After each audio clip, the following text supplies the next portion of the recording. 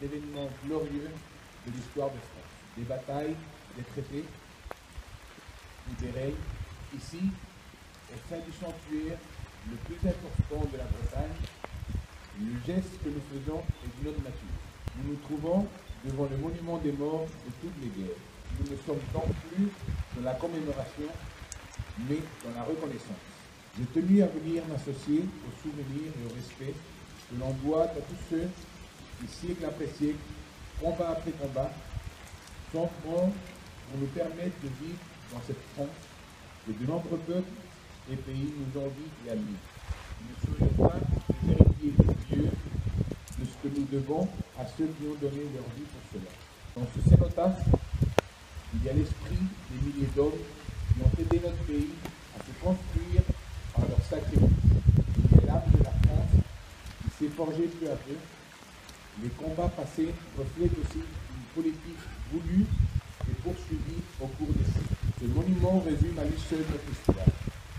Il évoque ceux qui ont renforcé le précaré des premiers Capétiens, ceux qui ont permis d'atteindre les frontières naturelles, ceux qui ont résisté aux ennemis de l'extérieur, et enfin, ceux qui sont allés porter notre civilisation aux quatre coins du monde. Vous comprendrez donc, à l'occasion de ce déplacement en Bretagne, pour honorer le roi Louis XIV, dont on commémore cette année le tricentenaire de la mort, nous avons souhaité la princesse Marie-Marguerite et moi-même venir nous recueillir devant ce monument. Au-delà de l'hommage à rendre au grand roi, qui fut aussi un grand chef de guerre, il y a aussi des devoirs à rendre à tous ceux sans lesquels les pages de gloire n'auraient pas été.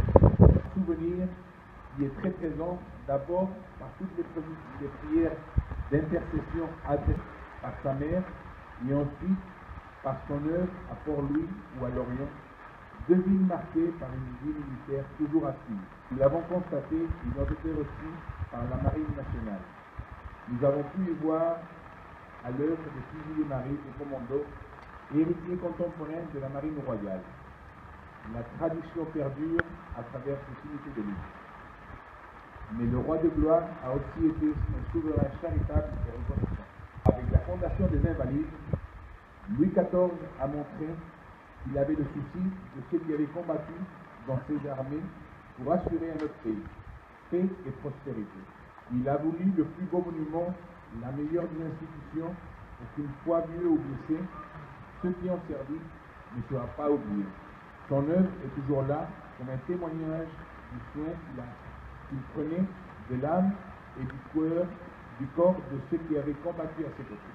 Ainsi, à Sainte-Anne-d'Auray, je ne peux m'empêcher de penser que ce monument s'inscrit dans l'esprit de ce que souhaitait le roi Soleil et que le tricentenaire est l'occasion de rappeler. Ce n'est trop beau pour les soldats, pour les victimes de guerre, pour leur signifier notre respect. La présence de bannières et de drapeaux, ici présent, la paix.